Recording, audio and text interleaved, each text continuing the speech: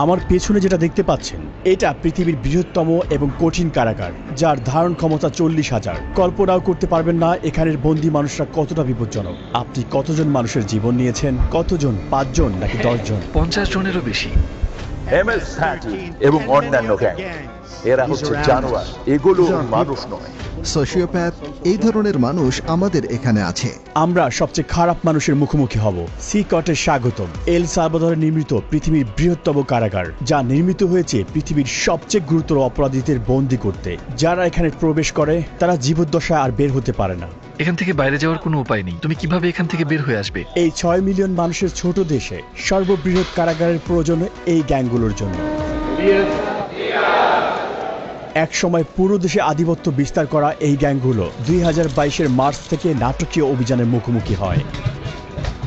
President নাইব বুকেলের প্রশাসনের অধীনে মাত্র 16 মাসে 70,000-এরও বেশি মানুষকে গ্রেপ্তার করা হয়, যা দেশের প্রাপ্তবয়স্ক জনসংখ্যার প্রায় 2%। শিকড়ে বাঁধা হাজার হাজার গ্যাং সদস্যকে রাতের আধারে কড়া নিরাপত্তার বলয়ে বাসে করে সিকটে নেওয়া হলো। মাথা নিচু করে একজনের পিছনে অন্যজন বসায় তাদেরকে একটি জটলার মতো দেখাচ্ছিল। চারপাশে অস্ত্রধারী পাহারাদার থাকায় কেউ আদেশ অমান্য করার সাহস করেনি। একদিনের মধ্যেই তাদের জীবন পুরোপুরি পাল্টে গিয়েছে। উত্তর যতই অস্বস্তিকর হোক না কেন, আমি তাকে তার করা সবচেয়ে ভয়ঙ্কর অপরাধগুলো নিয়ে প্রশ্ন করব। 10 মিনিট। 2022 সালে নির্মিত এই বিশাল কারাগারটি 8টি পৃথক মজুল নিয়ে গঠিত, যা 410 একর জমির উপর অবস্থিত। প্রতি জোড়া মজুল 2টি পৃথক 3 মিটার উচ্চ দেয়াল দ্বারা ঘেরা, যার মধ্যে রেজর ওয়ার দেয়া রয়েছে। 9 মিটার উঁচু বিশাল দেয়াল দিয়ে পুরো জায়গাটি ঘেরা, যার উপরে রয়েছে 3 মিটার উঁচু বৈদ্যুতিক তার, যেখানে 15,000 ভোল্ট বিদ্যুৎ বইছে। চারপাশের 19টি ওয়াচ টাওয়ারের মাধ্যমে কোনো কিছু নজর এড়ায় না। এই সম্পূর্ণ ব্যবস্থা শুধু পালানোর রাস্তাকে বন্ধ করে না, বরং পালানোর চিন্তাকেও মুছে দেয়। হ্যালো, আমাদের প্রেসিডেন্সি থেকে অনুমতি আছে। সৈন্যরা আমাদের থামিয়েছে। আশা করি এটাই আমাদের সর্বশেষ চেকপোস্ট। জ্যামারগুলো সিকটের 2 কিলোমিটার এলাকার সমস্ত সিগন্যালগুলো বন্ধ করে দিয়ে সমস্ত যোগাযোগ বিচ্ছিন্ন করেছে। এই এলাকাটি নিরাপত্তা দিতে 600-এরও বেশি সৈনিক এখানে কাজ করছে। আমরা ভিতরে প্রবেশ করার আগে সমস্ত জিনিসপত্র এখানে রেখে যাব। কেবল ক্যামেরা এবং মাইক্রোফোন নিয়ে ভিতরে প্রবেশ করব। আস্তে আস্তে এগিয়ে যান, ক্যামেরার দিকে তাকান। Body scanner. আমি বিয়ের আংটি রাখতে ভুলে গিয়েছি। আচ্ছা, সেটা ওখানে রাখতে হবে। এই উচ্চ ক্ষমতা সম্পন্ন এক্স-রে স্ক্যানারটিতে হাড় এমনকি শরীরের অঙ্গ প্রত্যঙ্গ দেখা যায়। এটি মূলত নতুন বন্দীদের স্ক্যান করতে ব্যবহার করা হয়, এটা নিশ্চিত করতে যে কেউ নিষিদ্ধ কোনো বস্তু বহন করেছে কিনা। তারা জিনিসগুলো গিলে ফেলত অথবা পথ বা পথে করে নিয়ে আসার চেষ্টা করত। Micro SD memory card, microchip, এবং শুধু এগুলোই নয়, এমনকি ফোনের চার্জারও। আরও একবার পুরো শরীর তল্লাশি করা হলো। আপনারা জুতা খুলুন। এমনকি তারা মোজার ভিতরেও তল্লাশি করলো। সিকিউরিটি চেক পার করতে আমাদের 1 ঘন্টা সময় লেগেছে। 1 মাসের টানা আবেদনের পর আমরা এখানে আমন্ত্রণ পেয়েছি। গার্ডরা মাস্ক পরে, কারণ তারা এখানে খুবই ঝুঁকিপূর্ণ কাজ করছে।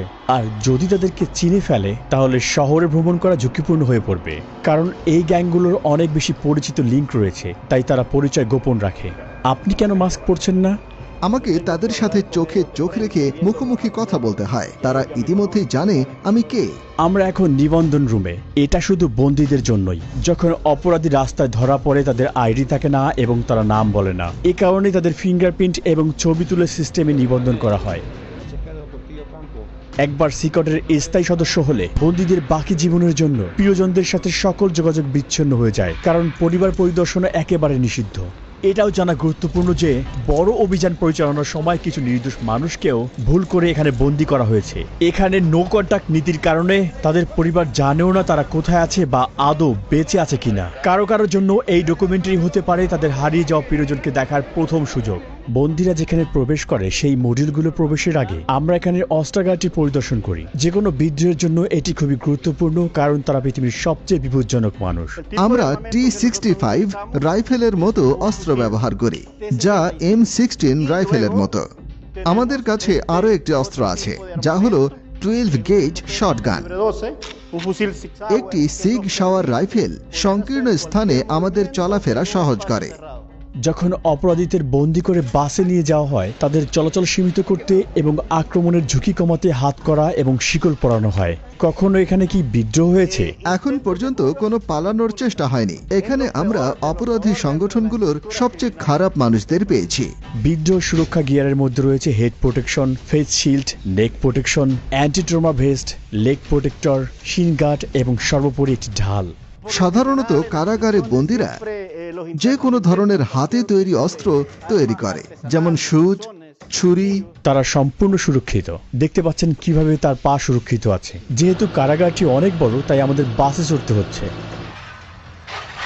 আমরা এখন মজুল এলাকায় প্রবেশ করছি। দেশকে নিরাপদে রাখতে 1000 কর্মী সিকটের ভিতরে কাজ করছে।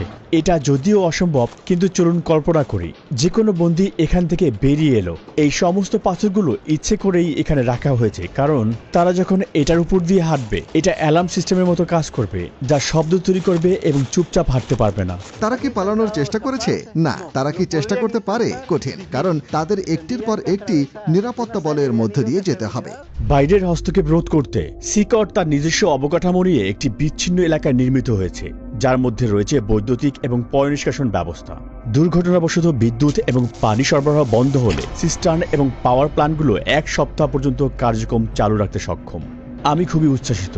আপনারা দেখবেন আমি মুখোমুখি হব বিশ্বের সবচেয়ে বিপজ্জনক অপরাধীর সাথে।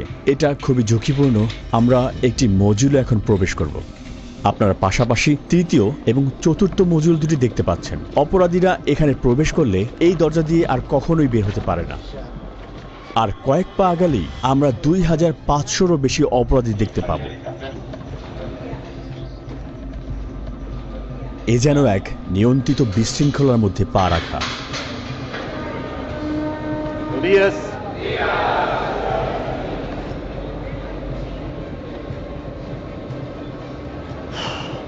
খুবই উত্তেজনাপূর্ণ মুহূর্ত। তাদের চোখ আমার দিকে আর আমার পদক্ষেপ অনুসরণ করছে। তাদের সাথে আমার আই কন্ট্যাক্ট হচ্ছে। তারা সংখ্যায় অনেক বেশি। আমি বাকরুদ্ধ। আমি নিজের অজান্তেই অস্বস্তি অনুভব করছি। অপরাধীরা সবাই সাদা শার্ট, শর্টস আর স্লিপার পরেছে, অন্য কোনো জিনিসপত্র নেই। বেশিরভাগই জীবনের প্রথম অর্ধে, অর্থাৎ 20 বছর বয়সী, কিন্তু প্রত্যেকেই গুরুতর অপরাধে দণ্ডিত। এমনকি সবচেয়ে কম অপরাধীরও গড়ে প্রমাণিত 20 থেকে 30টি ঘটনা রয়েছে। কিন্তু এখানের কিছু অপরাধী শত শত নিরপরাধ মানুষের জীবন কেড়ে নিয়েছে। আমি বন্দীদের প্রশ্ন করতে পারি? না না না, যদি আপনার কোনো প্রশ্ন থাকে আমি সেগুলোর উত্তর দিতে পারি। আর তারা যদি আমার সাথে কথা বলতে চায়, তাহলে আপনি কি করবেন? আমি তাদের এটি করতে দেব না। তারা জানে যে নির্দেশনা মানতে না পারার জন্য পরবর্তীতে শাস্তি হতে পারে। এদের মধ্যে কোন গ্রুপ নেতার সাক্ষাৎকার নিব এটা জানতে প্রচন্ড আগ্রহী। আমাদের জন্য এই হলুদ লাইন পার হওয়া সম্পূর্ণ নিষিদ্ধ, কারণ তারা পৃথিবীর সবচেয়ে বিপজ্জনক মানুষ। আমাদের মাঝে যদি রেলিং না থাকতো, সবাই জানে এখন কি ঘটতে পারত। মেগা কারাগারের 8টি মডিউলের প্রতিটি 32টি সেল নিয়ে গঠিত। প্রতিটি সেলে প্রায় 80 জন বন্দী থাকে, তবে এই সংখ্যা 150 পর্যন্ত পৌঁছাতে পারে। সম্পূর্ণ ধারণ ক্ষমতা পূর্ণ না হওয়া সত্ত্বেও বর্তমানে প্রতিটি বন্দীর জন্য মাত্র 0.5 বর্গমিটার স্থান বরাদ্দ রয়েছে। এখানে নেই পর্যাপ্ত আলো বাতাসের ব্যবস্থা, নেই আঙিনায় হাঁটার অনুমতি।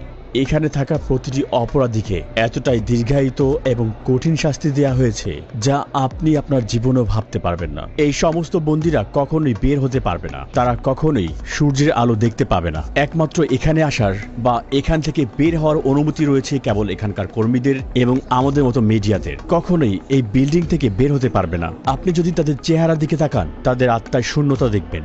ভবিষ্যৎ নিয়ে তাদের কোনো আশা নেই। তাদের দেখতে মনে হয় রোবোটিক। তাদের জীবন পুরো একঘেয়েমি। এই খোলা জায়গাটি তাদের টয়লেটের জন্য। তাদের মাত্র 2টি টয়লেট রয়েছে 80 জন বন্দীর জন্য। এটা আসলে খুবই লজ্জাজনক। এর মাধ্যমে এই পুরো বন্দীদের আত্মবিশ্বাস আসলে ভেঙে যায়। এই একই জায়গায় যেখানে তারা টয়লেট করে, সেই একই জায়গায় তারা গোসলও করে। নিজেদের পরিষ্কার করতে তারা প্লাস্টিকের ডিপার এবং একটি শেয়ার করা বেসিন ব্যবহার করে।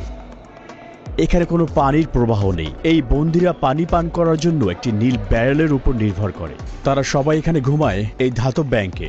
কোনো বালিশ কিংবা কোনো গদি নেই এখানে। প্রতিটা বন্দী শুধুমাত্র প্রয়োজনীয় জিনিস পায়: একটি সাদা চাদর, একটি ইউনিফর্ম, মোজা, স্লিপার এবং একটি টয়লেট। তারা আর কিছুই পায় না। বন্দীরা এখানে সারাদিন 4 স্তরের বেডে কাটায়। তারা এখানে গোডাউনে রাখা জিনিসপত্র মতোই খুব জড়ো হয়ে থাকে। স্বাস্থ্য এবং শৃঙ্খলা রক্ষার অংশ হিসেবে বন্দীরা 2 সপ্তাহ পর পর শেভ করে। এছাড়াও লম্বা চুল বা দাড়িতে তারা ধারালো বস্তু লুকিয়ে রাখতে পারে। একবার দেখা যাক, শার্ট খুলে এখানে লাইন ধরে দাঁড়ান। এখন তারা সবাই শার্ট খুলছে। এই বন্দীরা একসময় MS-13 এবং ব্যারিও 18 গ্যাংয়ের সদস্য ছিল, যারা এল সালভাদোরের পাড়া এবং মহল্লা নিয়ন্ত্রণ করত। এছাড়াও এই গ্যাংগুলো স্থানীয়দের কাছ থেকে টাকা ছিনতাই করত এবং ভোগান্তি দিত। তাহলে এখানে ব্যারিও 18 এবং MS-13 গ্যাংয়ের সদস্যরা একসঙ্গেই রয়েছে। হ্যাঁ, ঠিক এমনই। পুরো মডিউল একই রকম। তারা সবাই এমনভাবেই জীবনযাপন করে।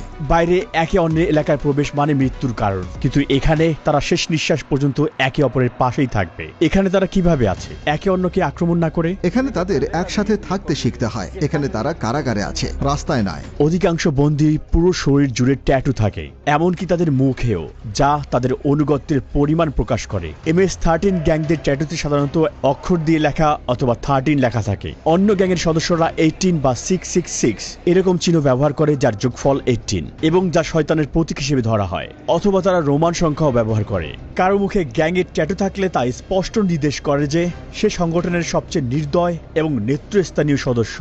এমন একজন মানুষের সঙ্গে রাস্তায় দেখা হওয়া মানে সাক্ষাৎ মৃত্যুর চোখে চোখ রাখার সমান। মাকড়সা জালের ট্যাটুর অর্থ হচ্ছে আইন ব্যবস্থার জালে আটকে পড়া আর দীর্ঘ কারাদণ্ড ভোগ করা। ডেভিল হর্নস ট্যাটু একটি অন্ধকারের প্রতীক, যা নির্দেশ করে যে এই ব্যক্তিরা হচ্ছে শয়তানের পূজারী। কিছু লোক দাবি করে তারা শয়তানের আদেশে এই কাজগুলো করেছে। একটি টিয়ারড্রপ ট্যাটু নির্দেশ করে যে সেই ব্যক্তি কোনো মানুষের জীবন নাশ করেছে। চোখের ফোঁটার সংখ্যা বোঝায় কতগুলো জীবন তারা কেড়ে নিয়েছে। যদি 3টি টিয়ারড্রপ থাকে, এর মানে এই ট্যাটুর মালিক এতগুলো জীবন কেড়ে নিয়েছে যার হিসেব নেই। লাভ নাও ক্রাই লেটার, এই মাস্ক বা ক্লাউন ট্যাটুগুলোর একটা স্পষ্ট বার্তা হচ্ছে কঠিন সময়ে তুমি শক্ত থাকো, আর পরিণতি পরে ভুগবে। এখানের সমস্ত মানুষ কি সত্যি খারাপ? এরা একদম অন্য লেভেলের হাই প্রোফাইল ক্রিমিনাল, যারা কখনো তাদের মনোভাব পরিবর্তন করবে না। উপরে তাকালে দেখবেন সেখানে ক্যাটওয়ে এরিয়া রয়েছে। নিরাপত্তা কর্মীরা উঁচু জায়গা থেকে নিয়মিত বন্দীদের উপর নজর রাখছে। এখানে সন্দেহজনক কিছু ঘটলে তারা তৎক্ষণাৎ হস্তক্ষেপ করবে। চারপাশের প্রতিটি কোণায় থাকা ক্যামেরার মাধ্যমে তারা 24 ঘন্টা এই এলাকায় নজরদারি রাখে, যাতে কোনো কিছু নজর না এড়ায়। নজরদারির জন্য মডিউলগুলো দিন রাত ব্যাপী আলোকিত রাখা হয়। সূর্যাস্তের পরেও আলো জ্বলতে থাকে। তারা সবসময় নজরদারির মধ্যে থাকে। আমার মনে হয় এটি অন্যতম কঠিন একটি ব্যাপার। আর তারা যখন ঘুমাতে যায় তখন তাওয়াল ব্যবহার করে চোখ ঢাকতে, যাতে চোখে আলো না পড়ে। এখানে তারা বন্দীদেরকে বাইবেল থেকে কিছু গুরুত্বপূর্ণ পাঠ শেখাচ্ছে। এখানে তাদের শারীরিক ব্যায়াম হচ্ছে, আর ওখানে তাদের ট্রেনার। বন্দীদের সেল থেকে বাইরে যাওয়ার এটাই তাদের একমাত্র সময়। অস্ত্রধারী পাহারাদারদের নজরদারিতে এই কার্যক্রমগুলো প্রতি সপ্তাহে মোট 1 ঘন্টা চলে। এক সময় তারা রাস্তা নিয়ন্ত্রণ করত, কিন্তু এখন তারা ইচ্ছে মতো এক পাও চলতে পারে না। এটা একটা রোটেটিং শিডিউল, জায়গা কম, তাই সবাই একসাথে একই দিনে বাইরে যেতে পারে না। বন্দীরা যখন এইসব অ্যাক্টিভিটিতে সেলের বাইরে থাকে, তখন কি কোনো বিশৃঙ্খল ঘটনা ঘটেছে? এমন কিছুই হয়নি। যখন আমরা সেলের ভিতরে ক্যামেরা ফোকাস করি, প্রায় দেখি একজন বন্দী আস্তে আস্তে কথা বলছে। সেলের ভিতর থেকেও গ্যাং সদস্যরা বাইরে তথ্য পাঠানোর চেষ্টা করে, আর তাই আমরা তার মুখের ভঙ্গি সেন্সর করে বার্তা ব্লক করে দিয়েছি। কড়া ব্যবস্থা নেওয়ার পরও গ্যাংগুলো এখনো বাইরে শক্তিশালী। গুজব আছে তারা নিরীহ মানুষের উপর প্রতিশোধ নেওয়ার পরিকল্পনা করছে, কিন্তু তার পাল্টা হিসেবে কর্তৃপক্ষ তাদের বন্দী সদস্যের উপর আরো কঠিন পদক্ষেপ নেওয়ার হুমকি দিয়েছে। যদি ওরা এমন কিছু করে তাহলে কারাগারে একবেলা খাবারও পাবে না। সৃষ্টিকর্তার কসম, তাদের খাওয়ানোর জন্য একটি চালের দানাও থাকবে না। আর দেখি ভাবে তারা কতদিন টেকে। এখানে তাদের 3 বেলা খাবার দেওয়া হয়, ব্রেকফাস্ট, লাঞ্চ আর ডিনার। ব্রেকফাস্টে সাধারণত মটরশুঁটি আর ভাত থাকে, আর ডিনারও প্রায় একই রকম। দুপুরে সাদা ভাত আর পাস্তা দেওয়া হয়। একমাত্র যা পরিবর্তন হয় সেটা হলো পানীয়। চিকেন বা মাংসের মতো কোনো পুষ্টিকর খাবার তালিকায় নেই। এটা দুপুরের খাবার। আজ ভাত, পাস্তা আর 2টা টর্টিলা দেওয়া হয়েছে। খাবারের মেনু কি পরিবর্তন করা হয়? না, প্রতিদিন একই। হ্যাঁ, সবসময় একই থাকে। ফ্রেশমেন্ট। এটা মিষ্টি পানীয়। আমি নিজেই এটা খেয়ে একটু স্বাদ নিয়ে দেখব। বন্দীদেরকে হাত দিয়ে এগুলো খেতে হয় এবং প্লেটগুলোকে ভালোভাবে পরিষ্কার করতে হয়। পর্যাপ্ত প্রোটিনের অভাবে অনেক অপরাধীরাই এখানে পুষ্টিহীনতায় ভুগছে। বন্দীর সাথে সাক্ষাৎকার নেওয়ার আগে আমি আপনাদেরকে একটি জায়গা দেখাতে চাই, যা অন্যতম কঠিন একটি জায়গা। আমরা এখন আছি আইসোলেশন সেলের এলাকায়। যখন বন্দীরা আইন ভাঙে, তাদেরকে এই আইসোলেশন সেলে পাঠানো হয়। আইন অনুযায়ী আমি তাদের 15 দিনের জন্য সেলে বন্ধ রাখতে পারি। সেলের দরজা সিল করা থাকে। এই গ্রিডের মাধ্যমে আমি তাদের দেখতে পারি এবং জানতেও পারি ভেতরে কে আছে। এখানে খাবার দেওয়া হয়, আর দরজা খুলে কোনো কার্যক্রমে নেওয়ার আগে এই জায়গাটাতেই তাদেরকে আমরা হাতকড়া পরাই। আইসোলেশন সেলে স্বাগতম। যদি কোনো বন্দী অশোভন আচরণ করে তাহলে তাকে এখানে পাঠানো হয়। সে কখনোই জানবে না সময় সম্পর্কে বা কতদিন তাকে এখানে থাকতে হবে। কয়েকদিন বা কয়েক সপ্তাহ পর্যন্ত সে এই কংক্রিটের বিছানায় ঘুমাবে, আর সেই অপরাধী বিচ্ছিন্ন হয়ে পড়বে পুরো পৃথিবী থেকে। এটার ভিতরে তাদের পানি সরবরাহ করা হয়। এখানে একটি পানির বেসিন রয়েছে, তারা এখান থেকে পানি নেয় আর তারা ঠিক এখানে প্রস্রাব করে। পানি খাওয়ার বেসিন এবং টয়লেট পাশাপাশি অবস্থিত। এই টয়লেটটি দেখে মনে হচ্ছে এটি খুব সদ্যই ব্যবহার করা হয়েছে, আর তাই এটি এখনো নোংরা হয়ে আছে। এখানের একমাত্র আলোর উৎস হচ্ছে এই ছোট্ট ছিদ্র, যা দিয়ে খুবই সামান্য পরিমাণ সূর্যের আলো আসে, এবং এটি বাতাসেরও একমাত্র উৎস। আপনার মতে এই আইসোলেশন রুমের সবচেয়ে কঠিন বিষয় কোনটি? ভিতরে আপনি নিজের হাতও দেখতে পারবেন না, তাই যখন কাউকে আইসোলেট করা হয় তার জন্য কিছু একটা থাকা প্রয়োজন, একটা বই অথবা কিছু একটা, যাতে তার মন শান্ত থাকে। কিন্তু এখানে তাদের সেরকম কিছুই নেই। যতই কঠিন অপরাধী হোক না কেন, এই ধরনের আইসোলেশন তাদের মানসিকভাবে ভেঙে ফেলে। এটা এখানকার অপরাধীদের জন্য জরুরি, যারা একসময় সৃষ্টিকর্তার মতো নির্ধারণ করত কে বাঁচবে আর কে মরবে। তারা ক্ষমা চাইতে পারে আর সৃষ্টিকর্তা তাদের ক্ষমা করুক, কিন্তু এখানে ভিকটিমদের প্রতি ন্যায় বিচার নিশ্চিত করা আবশ্যক, আর এটা তাদের সর্বনিম্ন প্রাপ্য। এখন আমরা সাইকো নামের একজন কয়েদির সাক্ষাৎ নিব। তার অপরাধের ইতিহাস 34 বছরেরও বেশি, আর গত 25 বছর ধরে সে একটা বড় সংগঠনের নেতৃত্ব পর্যায়ের সদস্য। 10 মিনিট। এমনকি এই বন্দির চারপাশে নিরাপত্তা দিতে 10 জন গার্ডও পর্যাপ্ত নয়। মাস্ক খুলুন। আপনার নাম কি? আমার নাম মার্ভিন এর্নস্টো। আপনার বয়স কত? 41 বছর। 41-এর মতো দেখাচ্ছে না, মনে হচ্ছে 35 বছর বয়স। এটা শুনে ভালো লাগলো, কারণ আমি মনে করি আমার বয়স বেড়ে গেছে। আপনার ট্যাটু দেখতে পারি? MS-13। আপনি কত সালে ওই সংগঠনে যোগ দিলেন? 2004 সালে, কিন্তু আমার অপরাধের রেকর্ড 11 বছর বয়স থেকেই শুরু। আপনি কিভাবে প্রথম জড়িয়ে পড়লেন?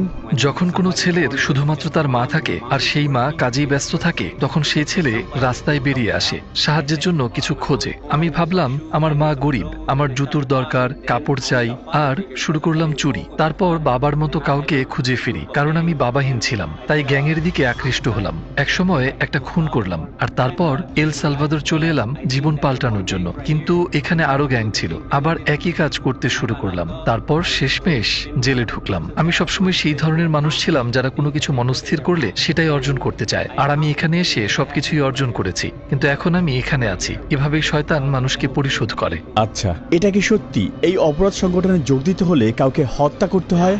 হ্যাঁ। আপনি কাকে হত্যা করেছেন? সেটা কি আপনার আত্মীয়? আমি সত্যিই মনে করতে পারি না কতজনকে হত্যা করেছি, কিন্তু হ্যাঁ, কারণ গ্যাংয়ের জন্য এলাকা থাকা প্রয়োজন। আমি আমার মা, বাবা, ছেলে সবকিছুই হারিয়েছি এই গ্যাংয়ের কারণে। আমি যদি USA তে থাকতাম তাহলে পরিবার নিয়ে সুন্দর জীবন কাটাতে পারতাম, কিন্তু আমরা ভুল সিদ্ধান্ত নিয়েছিলাম, যার ফল ভোগ করছি। এই জন্য আমি যুবকদের বলি, স্কুলে যাও, তোমার মা বাবার কথা শোনো, সেই মতো চলো। আমরা যেভাবে এখানে বেঁচে আছি সেরকম জীবন বানিও না, এর থেকে বের হওয়ার কোনো পথ নেই। আপনি কতজনের জীবন নিয়েছেন? 5 জন, 10 জন, কতজন? না, জেলের পরে আমি যা করেছি সে সম্পর্কে যদি আপনি কথা বলেন তাহলে হয়তো 50 জনের কিছু বেশি হবে। কখনো কখনো এটা করতে হতো। আপনি কিভাবে এত ঠান্ডা মস্তিষ্কের এবং নির্মম হয়ে উঠলেন? আমি আসলে এই প্রশ্নের উত্তর জানি না।